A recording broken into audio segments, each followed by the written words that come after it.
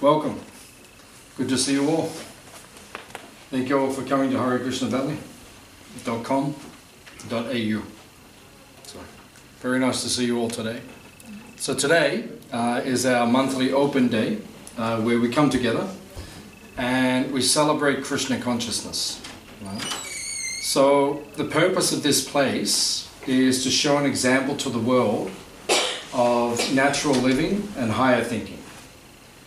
Because the world is doing the opposite now.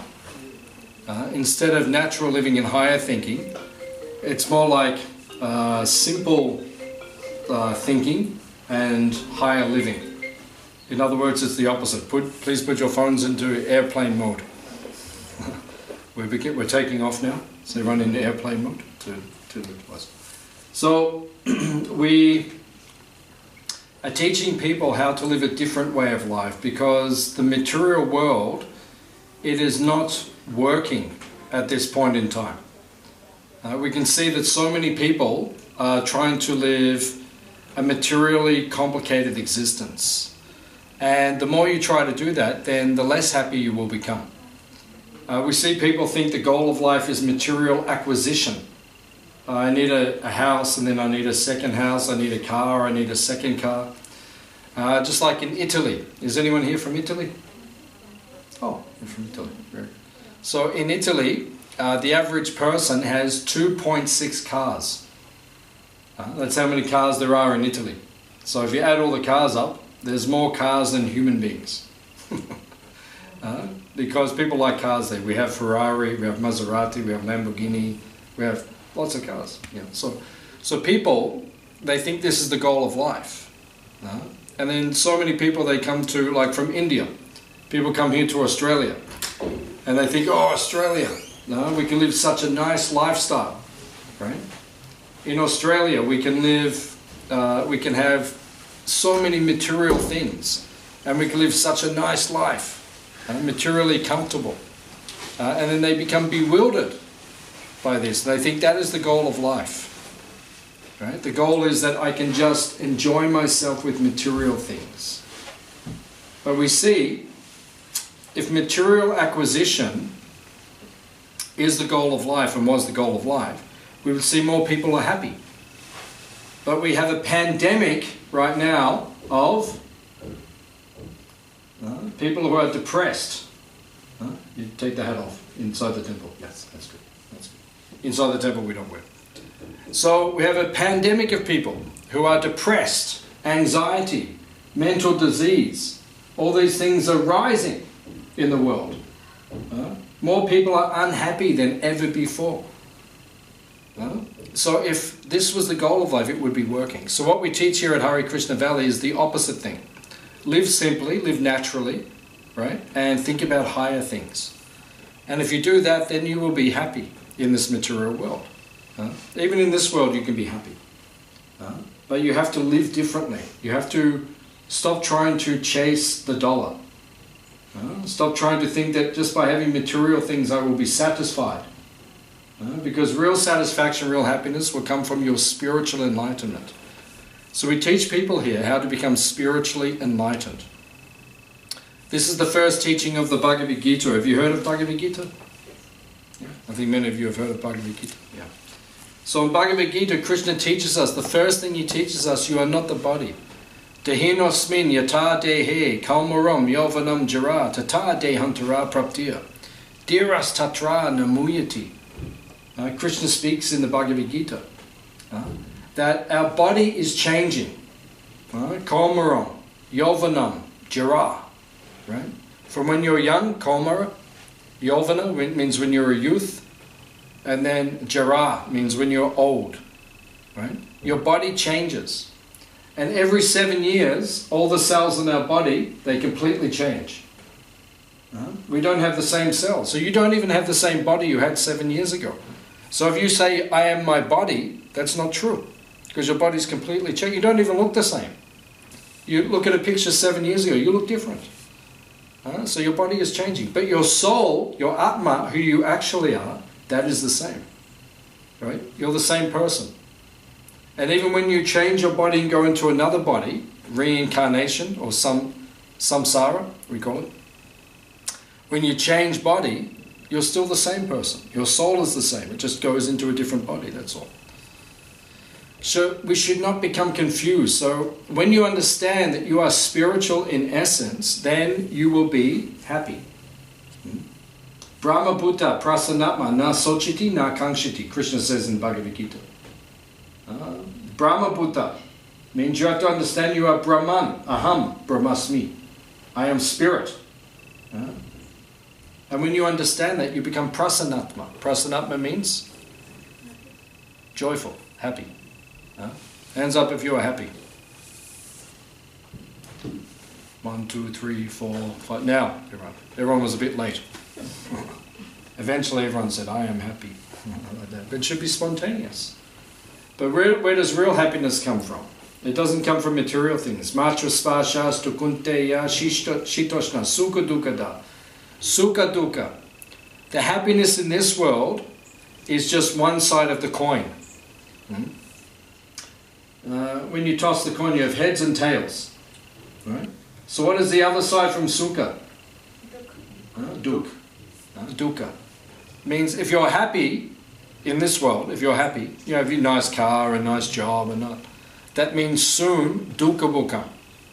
Because it's the other side of the coin. You can't have permanent happiness here. Does anyone here have permanent happiness?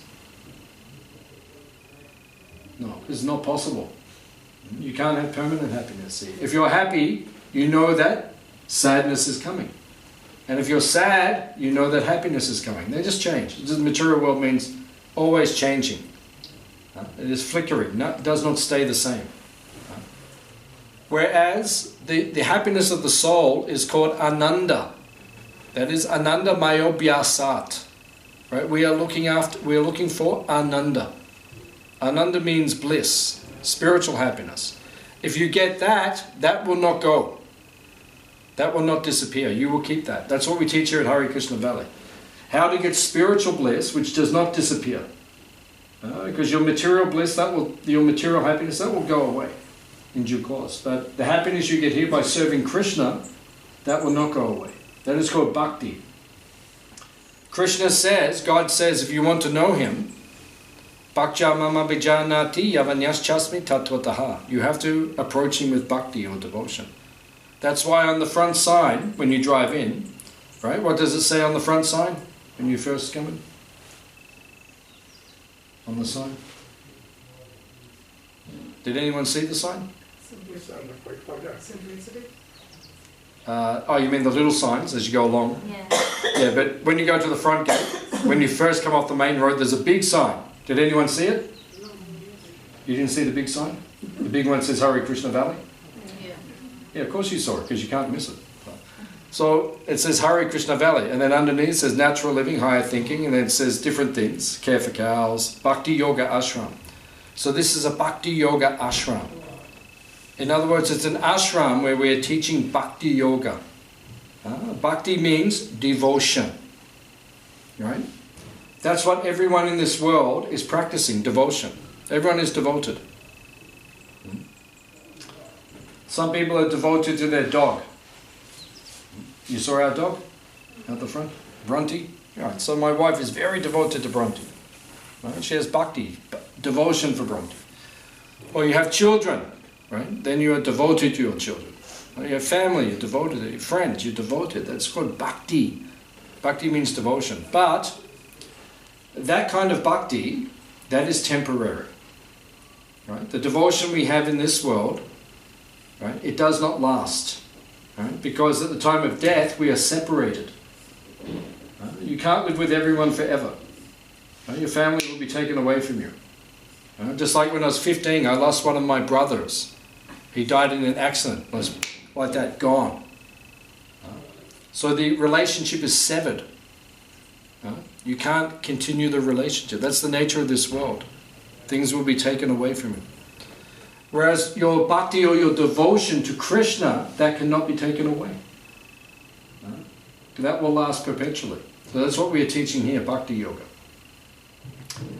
So, if you develop this bhakti towards Krishna, towards God, in India we say Bhagwan, if you develop this devotion towards Krishna, that cannot be taken away. Right? Even in your next life, you will continue to serve Krishna. Each lifetime, your bhakti will grow towards Krishna. Until you go back to Vaikuntha, to Goloka, where Krishna lives. And when you go there to that place, just like you see in the pictures at the back, these are pictures of the spiritual world, of Goloka. Krishna is with his cows. Krishna is with his best friend Radha and the peacock. Krishna is dancing with the gopis in Vrindavan. Right? This is what it's like in the spiritual world. God lives there. God dances. God looks after cows. God. So this is how we understand Krishna, God.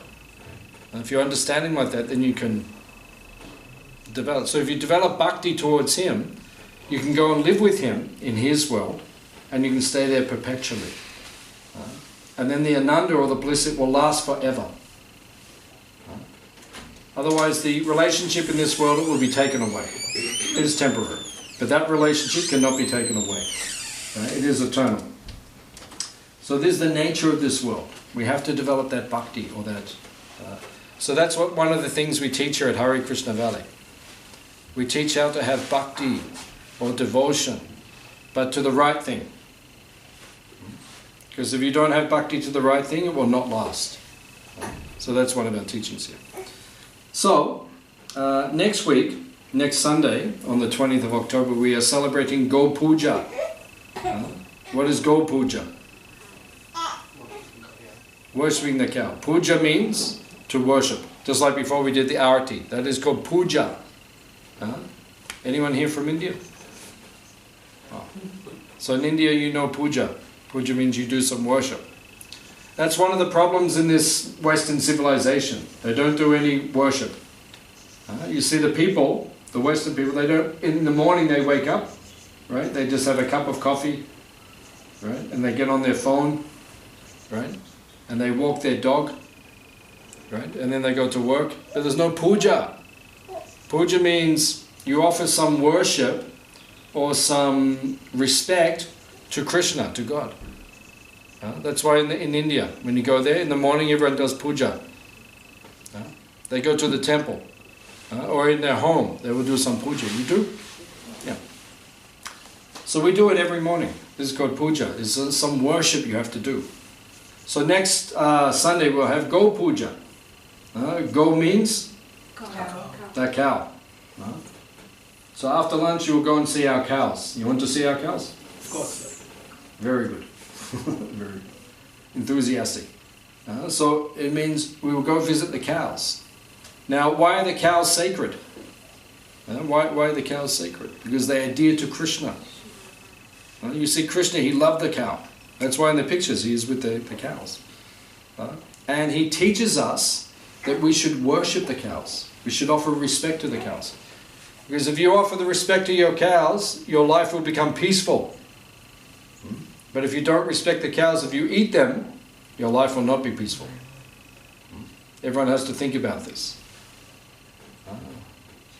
I did not eat the cow for over 35 years. Since I became a devotee of Krishna, I never eat the cow. Or the chicken, or the lamb, or the fish, or the dog, or anything. We don't eat it. Why? Because we are meant to offer respect to the life.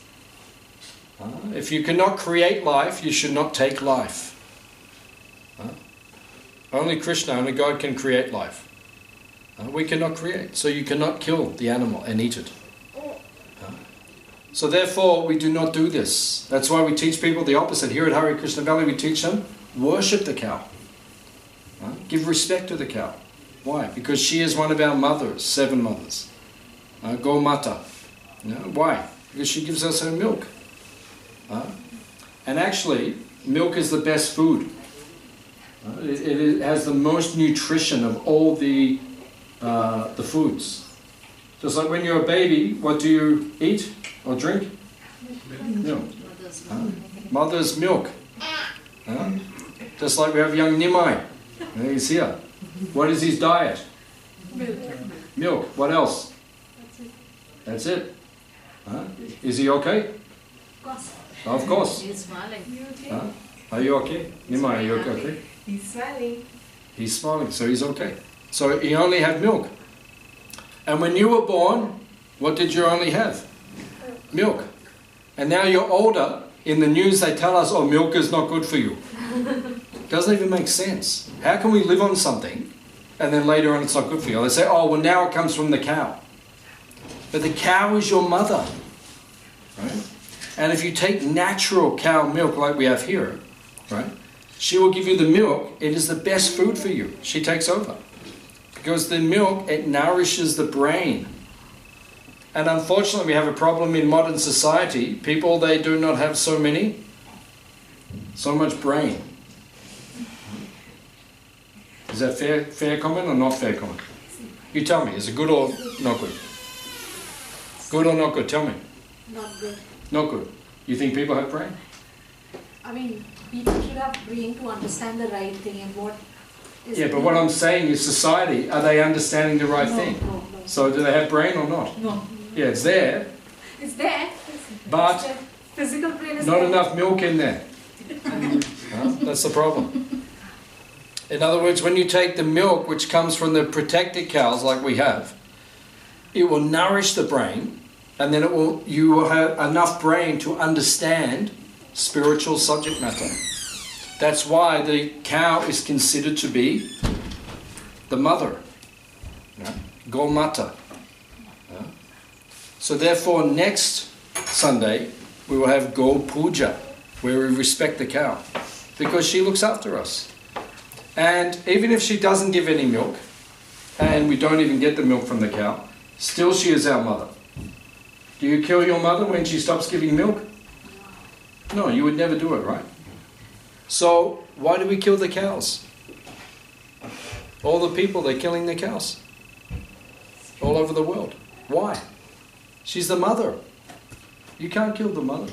And then if you kill her, then what will happen to you? You'll get ugra karma. Ugra karma means bad karma will come. And you see now, we have wars all over the planet. Right?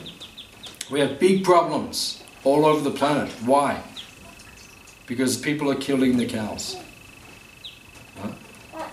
And when you kill the cows, human society will never be peaceful. So that's why we're teaching here at Hare Krishna Valley. You come here, you learn how to look after the cow. After lunch we'll go and visit the cows. You can look after them, you can scratch them and you can feed them, and yeah. And if you want to sponsor them, you come and see us. We have sponsorship program. Many people are sponsoring our cows. For $1,500, $1,501 for 1 year, you can sponsor the cow for the whole year. Right? Many people are doing it. So if you want to do, you just come and see me, we can organize, no problem.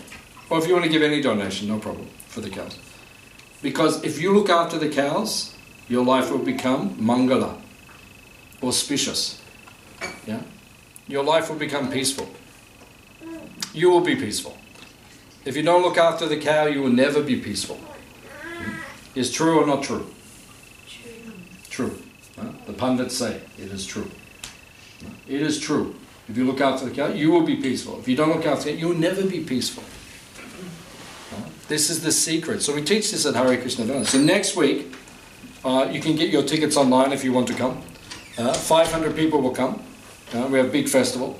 And we will do Go Puja, worship of the cow. Make her happy. Because if the cow is happy, you will be happy. Does it sound okay? It sounds good.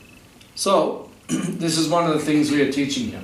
We teach these very simple process, how to be happy.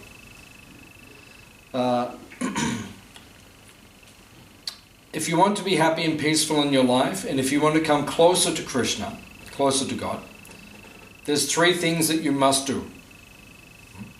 Do you want to know the 3 things? No, you don't want to? You want to know or not? Yes. That's better. Okay. The 3 things you must do. First thing, you must chant Hare Krishna. Right? You have to do kirtan. Kalya dosha nidhe rajan asti heko mahan guna kirtanan eva krishnasya mukta sangha param vrajet. This is from Bhagavatam. Right? Kale dosha nite rajan. O king, because this is conversation between Parikshit and Shukadev. Kale dosha niti. Dosha niti means ocean. Dosha means faults, problems. This Kali, this age we're in, the Kali Yuga, Kali means dark. This is dark age. In this dark age, there are unlimited problems. What are the problems? Social problems, economic problems, environmental problems, political problems. The problems go on and on. Mental health problems. So many problems. How many problems do we have in this world? Like an ocean. Actually, it doesn't have to be like that. We can fix all of these things quickly and easily, but people have to listen. If the governments listen, we can fix these things quickly. We can teach them live like we live here, happy and naturally, and we can actually fix everything very quickly. But the governments don't want to listen. They think they have a better plan, and look at the result. Society is chaos. Well done. You did a good job. Like Donald Trump wants to become president. Do you think he will fix everything? Or make it worse? Kamala Harris, she wants to become president. Do you think she'll fix everything or make it worse? So you've got two not good options. Seriously, the options are not good. Because I know it doesn't matter who wins. That's why I don't take interest in these things. It doesn't matter who wins, the problems will not stop. Because neither party understands how to stop the problems. First thing you do if you become president, right? You stop cow slaughter. Okay? No one. Everyone vegetarian now. That's a real president. Like Arjuna, like Yudhishthira, these great kings, like Krishna. They will stop it. Make society peaceful again. Don't worry about making America great again. Make America peaceful again. You know, when the white people came to America 250 years ago, the Native American Indians who were living there, they said all the rivers you could drink from the river. Right? Would you drink from the river now? If you went to America? What about in Melbourne? Yarra River, would you drink from it? Come on, it's Yarra River. This is my river, why don't you drink? Please. Because you know you'll die. What sort of a world is this? We can't even drink from our rivers. Does that make sense? Doesn't it make sense? Like if you go down the back here in Otways, if you go down Erskine Foley, the river, the water is clear. You can drink.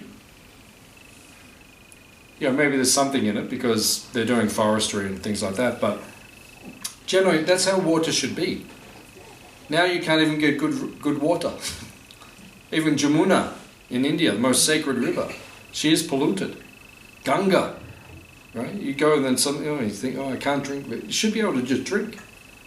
You know, so many problems. So the president, first thing they should do is stop killing the cows, right? And begin to make the world peaceful again. This is the goal. So, Kale dosha niti rajan. This world is full of problems. But, Kale dosha niti rajan, asti heko mahanguna. Eka. Ek means ek rupi. One rupee. Ek means one. Mahan guna. Maha guna means good quality. Great quality. Even though there are so many problems in this world, in Kali Yuga, there is one great quality. What is that great quality? Kirtanat eva Krishnasya. Krishna, kirtan. If you do kirtan, chant Krishna's, like we did before, Krishna kirtan, and we did all this weekend, we did kirtan. And I just found out I'm going to Melbourne straight after this to do more kirtan. Yeah, Sasha's going to be on stage. So, yeah, sorry, I've been roped in. Tonight in the St Kilda Town Hall, Hare Das, who's a very famous kirtan leader, he was here this weekend. He will be there, 1,000 people are coming, And I just found out my daughter is on stage with him, singing kirtan with him. 1,000 people are coming. So I was told by my wife, we are now going to Melbourne, straight after this, to see her perform in the kirtan. I'm very tired, but this is family life. Family life means if you're tired, you will get more tired. Is it good or good? Very good. Ah, very good. I'm very tired, that is good. I understand. We understand. This is called sacrifice. Sacrifice means, when you have any relationship, means you have to sacrifice. That's what it means. You have kids means sacrifice. Basically, if you have kids, your life is finished. Means you had kids, that's it. 20 years, you can just forget everything. Because now you're just serving. And then they will have their kids, and then they will understand everything that you went through. Now I'm understanding what my mother went through. Now I'm understanding. So, in this world, Krishna Kirtan, right? There are so many problems, but if you do Kirtan of Krishna, if you chant the Hare Krishna mantra every day, right? Your life will become peaceful, you'll become happy. You will connect to Krishna. You become Krishna conscious, and you will be happy. So this is the first secret, if you want to be peaceful. Second secret is, you must offer your bhoga, your food, to Krishna. Just like we put the screen, so we're just getting the plate, and we're going to offer the food, the bhog, to Krishna. And then afterwards we will take it, that is called prasad. Prasad means mercy, grace. Because first Krishna must eat. If you invite someone to your house, do you eat first or you feed them first? Oh, you will feed them first. So every time we eat, before we eat, we always offer the food first to Krishna. Yeah. Otherwise we will not take it. You can't take the food before you offer it to... I mean, I know everyone does, but that's not the actual system. The system is Krishna must eat first, then you take. That is called prasad. And if he is eaten and you take that, you will become spiritualized just by eating the food. The food here at Hare Krishna Valley, it is yoga. It is bhakti yoga. Just by eating, you will become enlightened. You can become enlightened just by taking prasad. You can understand your soul just by taking prasad. That's how powerful it is. Because Krishna, God purifies it. And then when you eat it, you will also become elevated. Is our food good? Because offered to Krishna. Right? When you offer to Krishna, it tastes even better. That's why we do it. So these two things, these are secret. If you want to be peaceful, happy, you have to chant, you have to offer your food. Third thing, you have to read a little bit Bhagavad Gita. Right? Every day.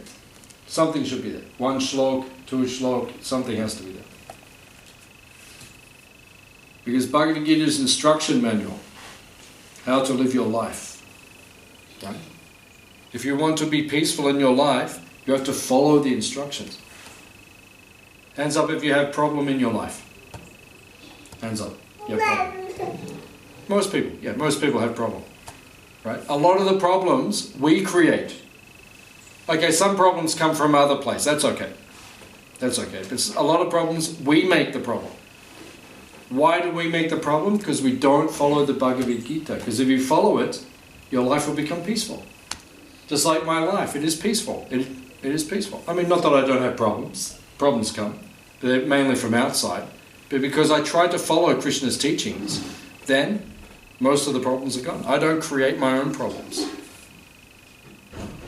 But if you don't follow Krishna's teachings, you will have problems in your life. So therefore Krishna says, please follow my teachings. At the end of Bhagavad Gita, right, Krishna says to Arjuna, now I've told you everything, now you decide what to do. Just like today, you came here to Hare Krishna Valley. So we are telling you so many things, right? But now it's up to you. What do you want to do? Are you going to follow what we teach? Yes, sir. You will chant every day? Of course. Actually or not? You're in the temple, so you have to. You have to be careful because people always say, especially my Indian friends, I have many friends from India, they always say, of course so, which is good, but then you have to do it. Because many people in this world, they say, yeah, I will do it, but they don't do it. So be very careful what you say. If you do it, you have to do it. Right? So if you chant every day, right? If you offer your food to Krishna, and if you're reading Bhagavad Gita, your life will be peaceful. It's simple. Not hard. Right? It doesn't take a lot of time. Right? You have time to do so many other things. Why don't you have time to do some chanting, offer your food to Krishna? Like we're offering the food now. My wife is offering to Krishna. So it takes some extra time because Krishna has to eat first. You can say, oh, well, I'm hungry. But Krishna has to eat first. So it takes a little bit of extra time. But you will get the result. You will get the purification. So that is why it is a good system. So we should do these things. And then your life will become peaceful and your life will become happy. Simple. If you do these three things. If you don't do it, we can't help you. Then your life is your life. It is whatever you decide to do. Then you will get the result. Does it make sense? Very good. So I'll ask if there are any questions or comments, anything that we discussed today. Anything you want to know about bhakti, about devotion, about Krishna consciousness, about spiritual life, about material life, about anything, then you can ask.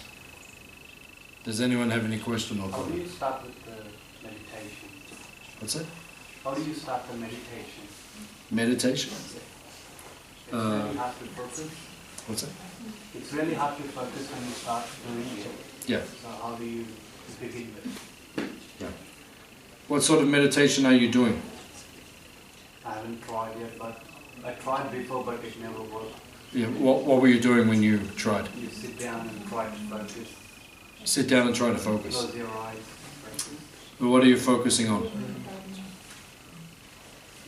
You try, but you get so many... No, but I'm saying, what are you focusing? Like, what are you trying to focus on? On your spirit. On your spirit? Yeah, okay. So, the type of meditation we do is called japa. And actually, Krishna says in Bhagavad Gita, of all types of meditation, japa is the best. So japa means we are chanting the names of Krishna, Maha Mantra. So that is the easiest type of meditation because it fixes the mind. The meditation you're describing is silent meditation. And when you do that, your mind doesn't be quiet. Because you said it's very hard to make the mind like that. And Arjuna says the same thing to Krishna. He says very hard to make the mind focused or quiet. Because the mind is chanchala. Chanchala means always like going everywhere. You know when you try to meditate and your mind just goes, ooh, and your mind says, why am I meditating? How long have I been meditating? How much longer do I have to be meditating? Why am I meditating? Can I meditate on something else? Is it okay if I meditate on my breakfast? Is it okay if I meditate on my lunch?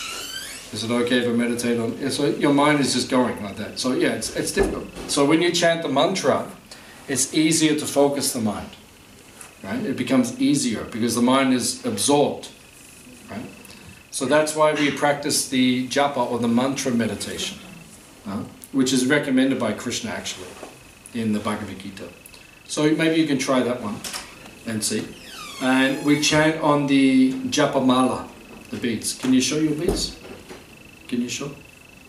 Yeah, hold on, yeah. So there's japa mala. So we are chanting. So we have them in the shop. You can get the mala. We can show you how to do it. And then if you try this meditation, I think it will be easier for you. Yeah, because it's more natural, more simple. Just like our devotees here, they do it. You every day you do the japa? I try to. Yeah, that's good. So they do it. And do you find it easy to... Yeah. Because you just like repeat and repeat, so like you don't get lost. Yeah. Yeah. Yeah, so it's easier to focus the mind. Yeah? Because your fingers are engaged, your sense of touch is engaged. Your mind is engaged because it's focusing on the mantra. Your tongue is engaged. Hare Krishna, Krishna Krishna. Hare Hare Hare Ram, Hare Ram, Ram Hare Hare. So you're meditating, but easier to do it. And you'll get more result, because if you just, like you said, if meditation means I just go silent, but what are you meditating on? Because Krishna says in Bhagavad Gita, Yam Yam Vapi Smaram Bhavam, whatever you remember at the time of death, that's where you will go. So if you're meditating on nothing, where will you go at the time of death? To nothing. You know, where does nothing exist? There's no such thing as nothing. That's why when we try, like you said, you try to meditate, your mind goes to something. So you have to learn to put your mind on Krishna. That's why we chant Hare Krishna, because then your mind goes on Krishna. And then at the time of death, if you're remembering him, you know, at the time of death you say Hare Krishna, Krishna, Krishna, then you will go to Krishna. That is our process. So maybe you can try that, and if that works, then you can try. Is it okay? Yeah. Nice question. Anything else you want to? That's okay. I want to ask something. Yes, Mataji. Yes. So while you are chanting or doing your japa, is it necessary that it has to be on the same place, on the same asana, and at the same time, and the same rosary? It doesn't have to be the same. Nam nama kari bahuda nijasava shaktis tatrapita niyamitaha smarane na kalaha. That means that it doesn't have to be a particular time or particular place or particular circumstance. Chanting is auspicious under all circumstances. So it doesn't have to be. It's good if it is regulated. Like if you do it early in the morning, you get up. Yeah, early in the morning is better. Brahma Muhurta, which means before sun is. Sunrise. Yeah, before sunrise. Because mind is more peaceful. Okay, yes. You know when you rise, so it's more peaceful. So if you can do it early in the morning, right, and you can do it in a, like you said, in a regulated place, like if you have a little temple in your house or something, some holy space, then that will be easier for you to do it like that. So it's good if you can do in a regular way, then it will be easier for you. But you will get benefit anytime, any place. Bhaktivinoda Thakur, one of our great saints, his picture is just there. He says, in the morning early, or in the evening, when the day is finished. You know, because the mind will be peaceful at those times. During the day, it can be more difficult. Until you become more progressed, then you can chant any time and you can get the benefit. Thank you. Is that okay? Thank you. Thank you, Bhakti. Yes, Mataji.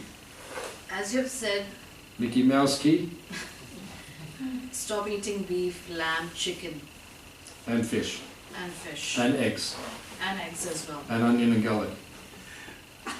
What's the And mushroom. difference with the onion, garlic, ginger, no, onion, garlic, egg, and mushrooms? What is, they are not considered, these four are not considered to be killing alive.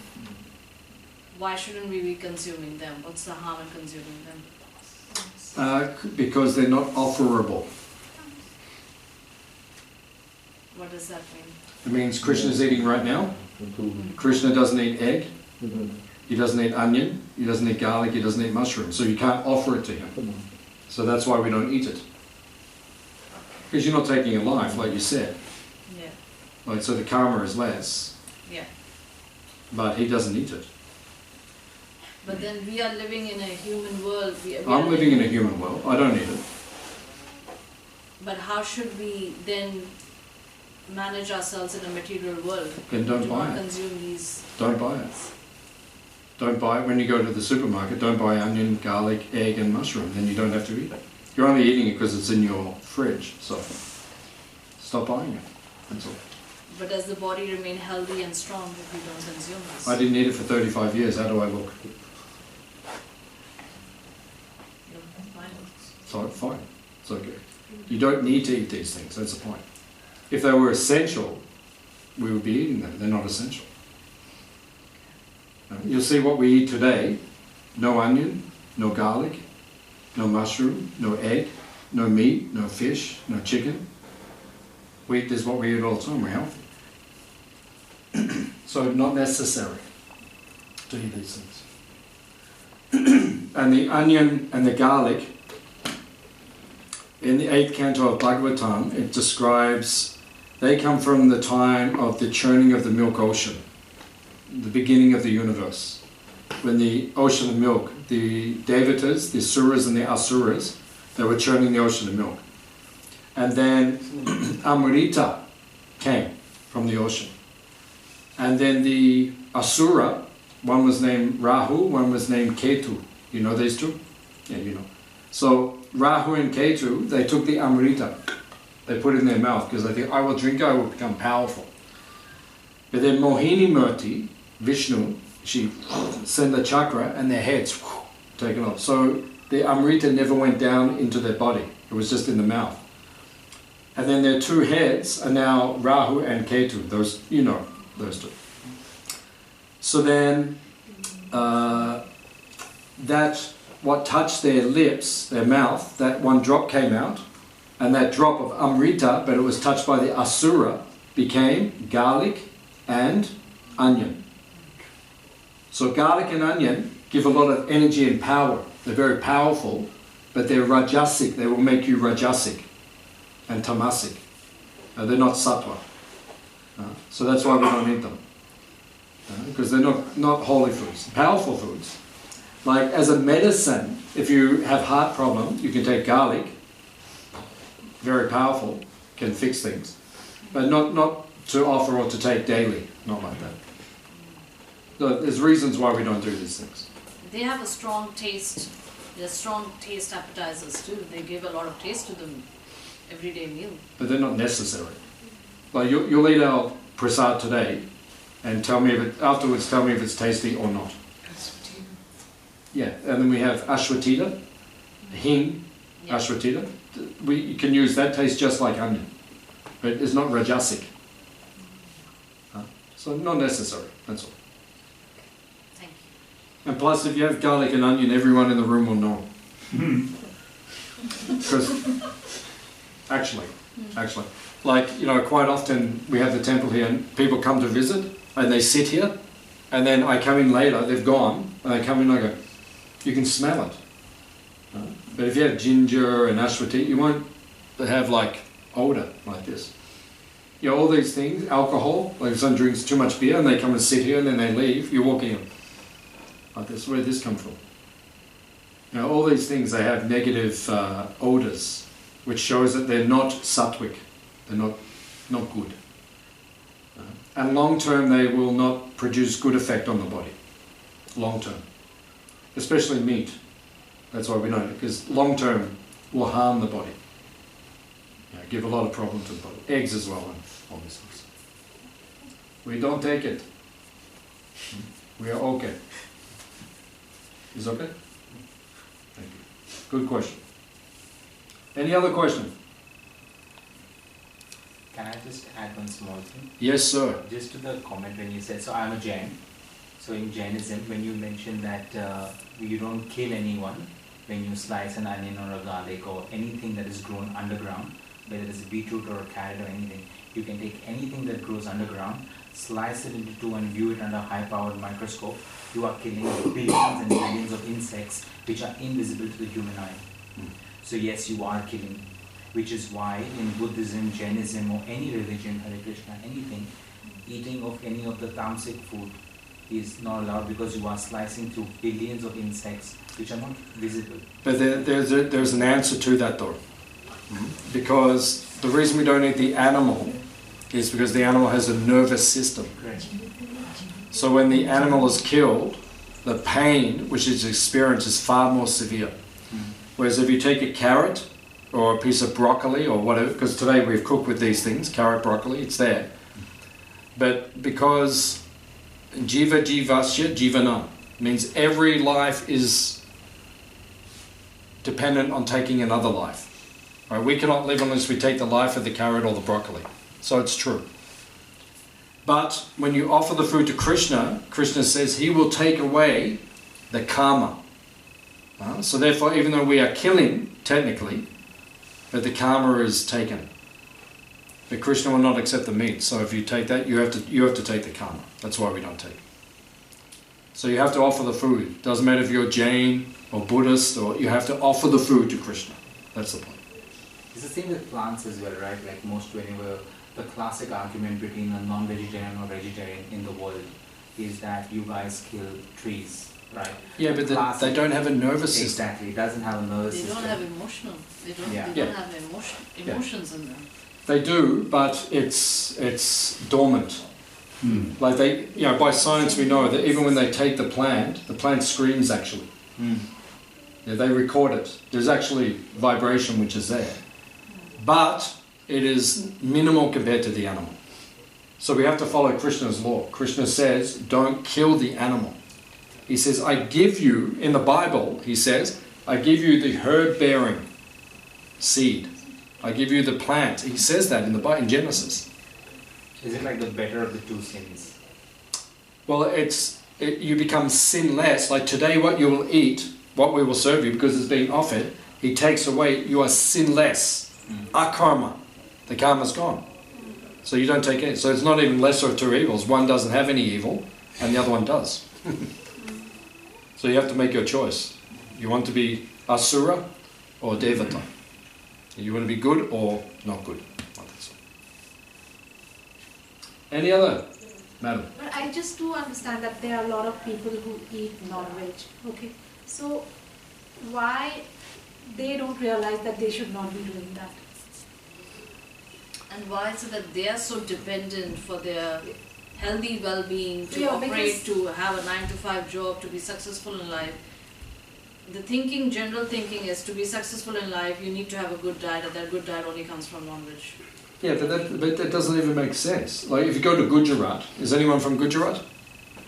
You're from Gujarat, okay. And you're asking the question. So but I'll tell you.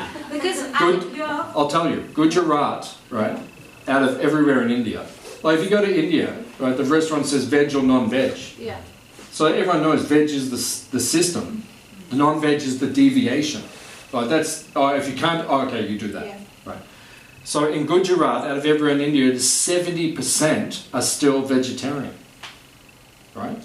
So they're all healthy. So this whole argument that we need, the person who eats meat, they're only doing it because they want to do it. There's nothing about health. No, but there is... Because the other 70% of people are healthy. So there's no excuse. It's just because they want to do it, that's all. Because somewhere I feel that they're trying to brainwash people by saying that if you don't eat this is going to... But it's not true, because are the people dying? The other 70%? I've had 2 deliveries. I've been a vegetarian all my life. So what is the problem? So you say to the people who are eating meat, do I look like I'm... They feel that it is... I don't care what they feel. It doesn't matter what they feel. It's what Krishna says in the Bhagavad Gita. Yeah, that's right? what... Who created India? Who created Gujarat? Krishna. Who created the earth? Who created Australia? Krishna. What does Krishna say? Don't eat meat. End of story. So if someone says, I want to eat meat, that doesn't mean anything. Because they cannot create life. So if they're going to kill an animal, okay, you have to bring it back to life. Can you do it? No. So don't do it. It is bad karma. But that's not so why... No but. Propaganda goes... I mean... Yeah, okay, so we make the other propaganda. They make the propaganda, it's okay. We make the propaganda, it's not okay. Yeah, that's what... Like everyone's coming here today, I'm making propaganda. It's not okay. No, it is... Yeah. Right? Based on authority. Yes. Right?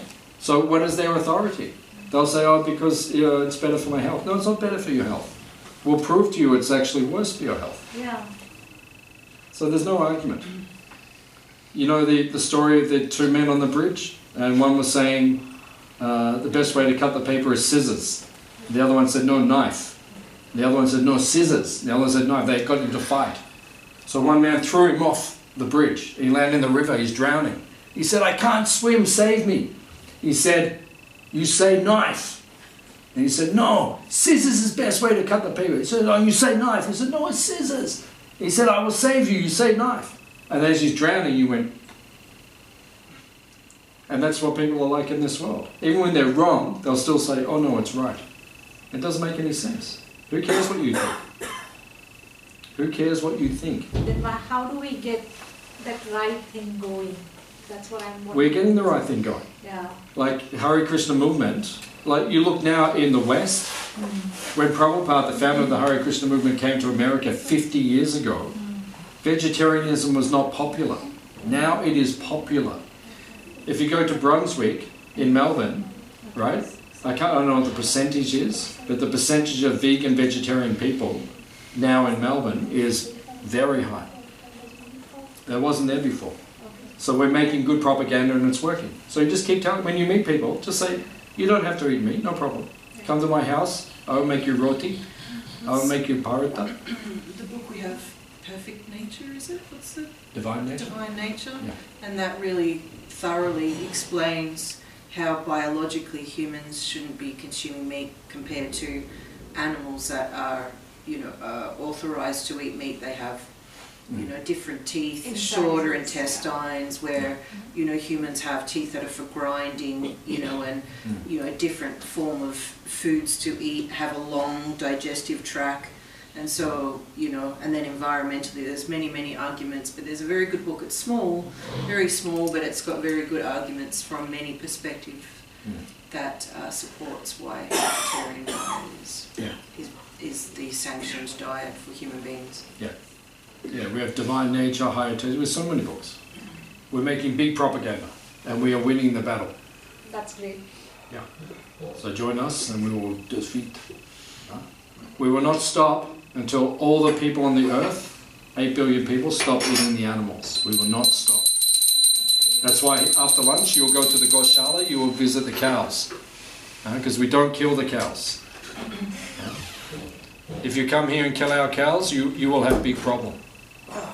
You will have big problem. Maybe you think we're peaceful, but if you try to touch one of our cows, you will see. In a humble way. Big problem. But you have restricted that just to the Krishna Valley or elsewhere in Australia? What is that? As you were saying, there is a big problem, killing of cows. Killing of cows only in Krishna Valley or elsewhere in Australia? The whole world. The whole world. No one's allowed it. Where was anyone given permission to kill a cow? Where did the permission come from? Did God say you're allowed to do it? No, so stop doing it. God said not to kill any thou shalt not kill. You had a question?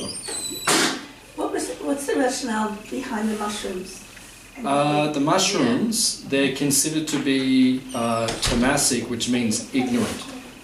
They're a fungus and they're grown in darkness. So it says in the ancient teachings they should not be offered to Krishna. So I actually like mushrooms. I haven't eaten them for 35 years, but I like them. But it is said that they are not offerable, and because we follow the system of offering everything to Krishna, because they're a fungus, so he does not appreciate them. So we don't eat them like that. But if there was nothing else to eat, like and there was mushrooms, of course we'd eat the mushrooms. We're practical. But if there's alternatives, then we'll eat the alternative, that's all. And eggs? Eggs is a transformation of flesh, because it's the womb of the chicken. Okay. Yeah, so it's actually flesh. So that's why we can't eat eggs, because they're actually, it's not vegetarian. Yeah. But that's all. We have to eat vegetarian food. So. God is a vegetarian. He is. And someone say, why is he? Because he chose to be. So I can't argue. And I'm vegetarian. I've been vegetarian for 35, and I feel great. So even the thought of eating meat, it could not cross my mind.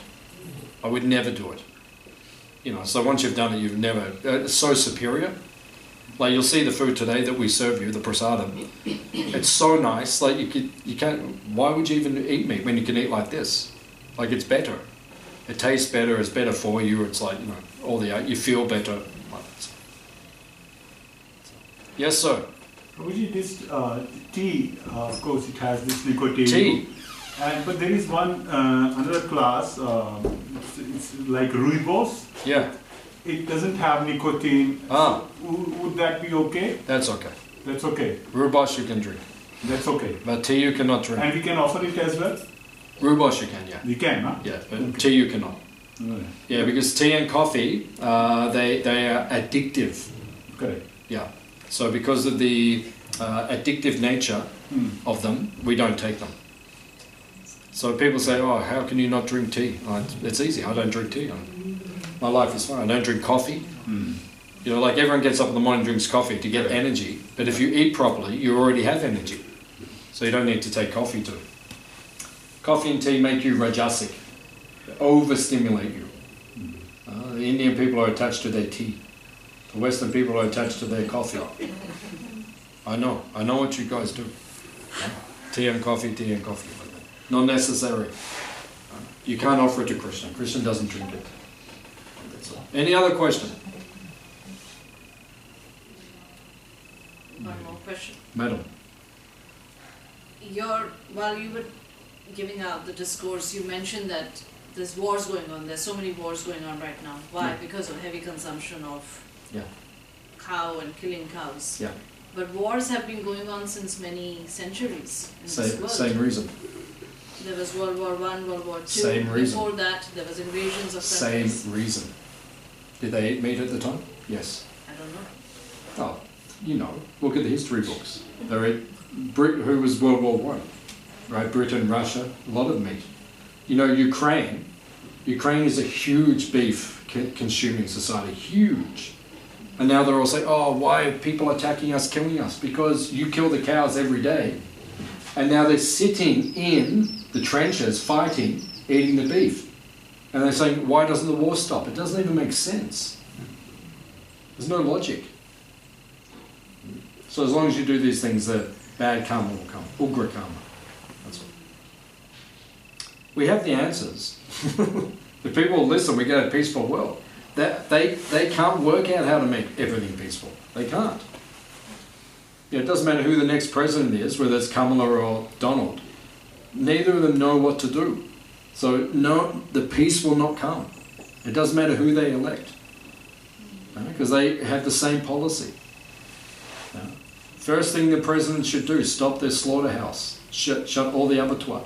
Just like here in Colac, we have big abattoir. They kill the animals. That should be stopped immediately. That should be the first responsibility of the Prime Minister. But then there will be a lot of fight that will erupt. Why are you stopping me from having my rights? The thing about rights... You can kill the animal. You can kill it, but you have to kill it. You have to kill it. Will you still eat it if you have to kill it? Most people won't. Some people will. But that's their karma. Okay, you kill it, you get the karma. But don't pay other people. Don't get other people involved. Just like in Colac, they get all the people from Africa, from Rwanda and different places. You know, the refugees, they come here and they send them to the country towns and they haven't got employment and no one else wants the job, so they end up working in the abattoir. And then they have to kill the animals. It's horrible. You know, it's such a mixed up society, the way everything is. So if you want to kill the animal, you kill it. Don't pay someone to kill it. Then you take the karma. Then the only person involved is you. That's your responsibility. But not this system where we have mass slaughter. That's not good. Not good. And then all the other people, we say, hey, come to the Hare Krishna farm. Come to Hare Krishna Valley, take our prasad, take our food. Is it good? Everyone says it's good. Then why don't you be vegetarian? What's the problem? If our food's not good, okay, you've got an argument. But our food is too good. You watch, all of you will eat too much. You watch. I know, when you come here, you eat too much, I see. All you people. And that's okay, because it's good prasad. It will purify you just by taking it. That's good. So no one is allowed to leave today until everything is finished. Okay? Okay? Everyone happy? Yes. Prabhuji, you got to open more these in the Muslim world. Hare Krishna Valleys. It's not easy in the Muslim world. Not easy in the Muslim world. So just by extension, with cows or any living being, live and let live, by extension, use of all leather products should also be completely banned. I don't use leather. No, I'm just saying that then I agree. we should not be using any leather products. any brand, whether it's a LV or a Dior or any expensive brands that sells $5,000-10,000 bags which are made of pure cow leather. If we understood the way the world is right now, nearly every industry is contaminated. Yeah. If you actually understand how the world works like that. So yeah, but your point is good. So just to that point, when we have a argument or a discussion with someone who's a firm believer that having a vegan leather or a synthetic leather pollutes and kills more outside than having a cow leather, because they think they've done justice to society by killing the cow, their argument is that, well, if you let it live its natural course of life, then it would have farted or burped so much, created so much emission on the planet that there are more people being killed. People don't know what they're talking about. Yeah. But then there's scientific data to back that. So there's heavy arguments on both sides of the spectrum. That's the problem. That even a vegan leather can be argued heavily bad, and a pure leather from Everything Dior or LV is also heavily this bad. is Kali Yuga. This is Kali Yuga. Everything is bad. I'm telling you honestly, everything is bad. There's nothing that is not contaminated. So I'm actually a bit stuck in my life. So I'll give you an example of my life. I don't use leather products. Good. If I use, maybe by mistake, or it's a part of so I'll check every time, right? If I'm going to buy office shoes, I'll make sure it's fake resin. Yeah. If I'm buying a jacket, it's fake this thing. It has a look and feel of it, but it's not real, right? That's me, how I've been conducting my life. My problem is, now that I've understood more about synthetic, it's like you've actually done more harm and damage by having vegan leather or even synthetic leather. It's equally as damaging. Yeah. Equally, yeah. So then, So I just try to wear natural things, right? I just try to wear cotton, but even that industry is contaminated. Silk, right? Even that industry is contaminated. Wool, even that industry is contaminated. So it's like, where do you go? Just be practical, but don't wear leather. That's morally we should do that. Okay, we're going to stop now. Is anyone hungry? Yes. Okay, so the two people here are hungry. You can go and you can take. Oh, three. Okay. So we're going to have prasad now. So just go out, turn right. We'll have lunch, and then after lunch we'll go to the Goshala. So everyone who brought tickets for today to come here, then thank you very much. If you didn't buy a ticket, you can come and see me, or you can leave a donation in the hundi, like that, just to pay for the prasad and everything today. So after prasad, we will go to the Goshala and we'll visit the sacred cows. Is it okay? And next Sunday we have Go Puja. So 500 people are coming. We will worship the cows. So if you want to come, buy your tickets online, and we'll see you next Sunday. Hare Krishna.